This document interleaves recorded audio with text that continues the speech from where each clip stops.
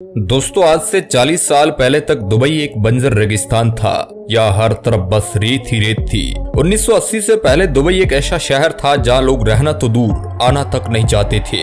लेकिन आज दुबई पूरी तरह से बदल चुका है। आज दुबई में जहाँ भी देखो चारों तरफ ऊंची ऊंची बिल्डिंग्स ही बिल्डिंग्स है। अब दुबई में दुनिया के सबसे अमीर लोग रहते हैं। आज दुबई के पास बुर्ज खलीफा जैसी दुनिया की सबसे ऊंची बिल्डिंग है। दुनिया की एकमात्र 7 स्टार होटल बुर्ज अल अरब भी दुबई में ही है। दुबई की पुलिस दुनिया की एकमात्र ऐसी पुलिस है जो लैम्बोर्गिनी जैसी सुपर कार्स यूज करती है। दुबई आज इतनी डेवलप्ड सिटी है कि कई लोग इसे एक कंट्री भी मानते हैं। 1980 से पहले का एक बंजर रेगिस्तानी शहर आज दुनिया की टॉप सिटीज में से एक है। तो दोस्तों, स्वागत है आपका। आज के इस वीडियो में हम डिस्कस करेंगे how Dubai ruling the world. Screen पर आपको जो ये शख्स दिख रहे हैं, यह है यूएई के प्राइम मिनिस्टर और दुबई के शासक शेख मोहम्मद बिन रशीद अल मखदूम। यही वह शख्स हैं जिनके कारण आज दुबई के पास दुनिया का एकमात्र 7 स्टार होटल बुर्ज अल अरब और दुनिया की सबसे लंबी बिल्डिंग बुर्ज खलीफा है। और अगले कुछ सालों में दुबई के पास बुर्ज खलीफा से भी ऊंची बिल्डिंग दुबई क्रिक टावर होगा। लेकिन आज हम जो दुबई की रईसी देख रहे हैं, एक समय पर दुबई बिल्कुल भी ऐसा नहीं था। दुबई की हालत इतनी खराब थी कि यहाँ के लोग रोजगार की तलाश में खाड़ी देशों की तरफ जाते थे। वैसे उस समय दुबई अकेला ऐसा शहर नहीं था जिसकी हालत इतनी पतली थी। यूएई के बाकी शहर भी गरीबी से जूझ रहे थे। 1930 तक यूएई में काफी गरीबी थी, लेकिन इसके बाद यूएई की किस्मत बदलती है और यहाँ पर तेल निकलना शुरू होता है। जब यूएई में तेल निकलना शुरू हुआ तो इसका सबसे ज्यादा फायदा हुआ अबू धाबी को। अबू धाबी यूएई का सबसे बड़ा शहर था और ये दुबई का पड़ोसी भी है। दुबई को आगे चलकर अपने इस पड़ोसी से नुकसान हुआ। जब यूएई में तेल निकलना शुरू हुआ तब पूरे यूएई पर ब्रिटिशर्स का राज था। लेकिन फिर भी दुबई और अबू धाबी की इकोनॉमी एक दूसरे से पूरी तरह अलग थी, इसलिए दोनों में ही एक दूसरे से आगे निकलने की होड़ सी बनी हुई थी। 1950 तक आते आते अबू धाबी और दुबई में तेल के कारण बॉर्डर को लेकर खींचतानी शुरू हो गई। इस लड़ाई में अबू धाबी मजबूत था और अबू धाबी लगभग जीत रहा था। इसलिए दुबई के लोगों को लगा कि अब दुबई में रहकर कोई फायदा नहीं है। दुबई के लोग दूसरे खाड़ी देशों जैसे कतर, कुवैत, ओमान और सऊदी अरबिया की तरफ जाने लगे। 1960 के अंत तक आते आते एक तरफ जहां अबू धाबी फल फूल रहा था, वहीं दूसरी तरफ दुबई की हालत और खराब होती जा रही थी। दुबई इस समय तक एक बंजर रेगिस्तान की तरह था। लेकिन 1958 में दुबई की किस्मत अचानक बदलती है। शेख रशीद बिन सईद अल मखदूम दुबई के नए शासक के रूप में चुने जाते हैं। शेख रशीद बिन सईद अल मखदूम जब दुबई की गद्दी पर बैठे तब उन्हें पता था कि दुबई को वो सिर्फ तेल के दम पर तो आगे नहीं ले जा सकते हैं। इसलिए उन्होंने दुबई की ग्रोथ के लिए इसके इंफ्रास्ट्रक्चर में इन्वेस्ट करना शुरू किया। इन्वेस्टमेंट का नतीजा ये रहा कि 1960 में दुबई का पहला एयरपोर्ट बनकर तैयार था। दुबई अब अपनी ग्रोथ के लिए एक कदम आगे बढ़ चुका था। लेकिन इस एयरपोर्ट को बनाने के लिए दुबई को अरबों डॉलर का लोन लेना पड़ा। तेल न होने के कारण अब दुबई की पूरी इकोनॉमी टूरिज्म पर निर्भर थी। लेकिन साल 1966 तक आते आते दुबई ने थोड़ा बहुत तेल खोज लिया था। साल 1969 तक दुबई तेल निर्यातक भी बन गया। ठीक 2 साल बाद यूएई अंग्रेजों से आजाद हो जाता है और फिर दुबई, अबू धाबी, शारजा और बाकी सभी अमीरात मिलकर यूनाइटेड अरब अमीरात का निर्माण करते हैं। अब दुबई और अबू धाबी दोनों ही एक ही देश के हिस्से थे, लेकिन इनकी इकोनॉमी अब भी एक दूसरे से बिल्कुल इंडिपेंडेंट थी। दुबई इस समय तक टूरिज्म और तेल के दम पर थोड़ा बहुत कमा पा रहा था, लेकिन फिर भी वह अब तक तेल के दम पर चलने वाली अबू धाबी की इकोनॉमी के आसपास भी नहीं था। शेख रशीद बिन सईद अल मखदूम जानते थे कि अगर उन्हें दुबई को अबू धाबी से आगे लेकर जाना है तो उन्हें किसी भी तरह दुबई की इकोनॉमी को डाइवर्सिफाई करना ही होगा। शेख रशीद बिन मखदूम दुबई को आगे बढ़ाने के लिए जी जान से काम कर रहे थे। इन्होंने दुबई को टैक्स फ्री इकोनॉमी बनाने पर जोर दिया, जिसने दुबई के दुनिया भर के इन्वेस्टर्स का ध्यान अपनी तरफ खींचा। 1980 तक आते आते दुबई ने ग्रोथ हासिल करना भी शुरू कर दिया था। इस समय तक दुबई की इकोनॉमी अच्छी फल फूल रही थी।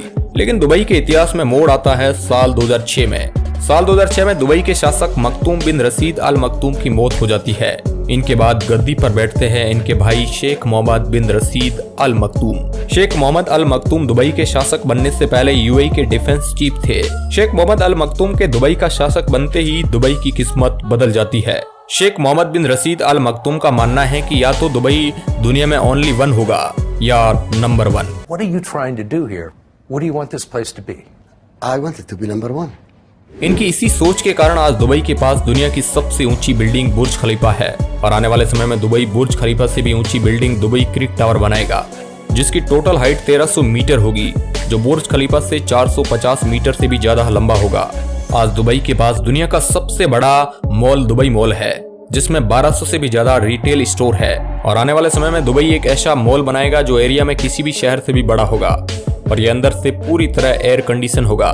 सुनने में भले ही ये प्रोजेक्ट आपको आसान लगे, लेकिन एक शहर से भी बड़ा मॉल बनाना और उसके बाद उस मॉल को पूरी तरह एयर कंडीशन बनाना लगभग नामुमकिन काम है। लेकिन दुबई आज दुबई इसलिए है क्योंकि इसने नामुमकिन को मुमकिन कर दिखाया है। एक आम इंसान अगर फ्यूचर की बात करे तो हद से हद 1 साल आगे की सोचेगा या फिर 2 साल आगे की, लेकिन शेख मोहम्मद बिन रशीद अल मखदूम 10 साल आगे की सोचते हैं। एक समय जब दुबई ने ग्रो करना शुरू कर दिया था तब इसकी इकोनॉमी में सबसे ज्यादा कंट्रीब्यूशन तेल का था, लेकिन आज दुबई की टोटल इकोनॉमी में तेल का कंट्रीब्यूशन 1% से भी कम है। इससे आप अंदाजा लगा सकते हैं कि शेख मोहम्मद अल मखदूम ने दुबई की शक्लों सूरत को किस कदर तक बदल दिया। शेख मोहम्मद अल मखदूम अपनी जिंदगी में कहीं भी रुकना पसंद नहीं करते हैं। ये जिस चीज के बारे में एक बार सोच लेते हैं उसके बाद ये उसे पूरा करने के बाद ही रुकते हैं।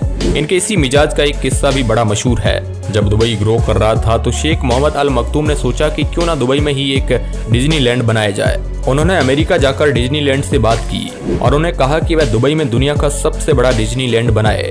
डिज्नीलैंड शेख मखदूम की ये बात मानने से मना कर देता है। वैसे तो शेख को नहीं लगा था कि डिज्नीलैंड उन्हें इस तरह मना कर देगा, लेकिन जब उन्होंने डिज्नीलैंड के मुंह से ना सुना तो उन्होंने ठान लिया कि अब दुबई में दुनिया का सबसे बड़ा पार्क बनेगा और इसके बाद वे दुबई में IMG वर्ल्ड्स ऑफ एडवेंचर नाम का दुनिया का सबसे बड़ा पार्क बना भी देते हैं। इस तरह इनके बारे में और भी कई किस्से मशहूर है।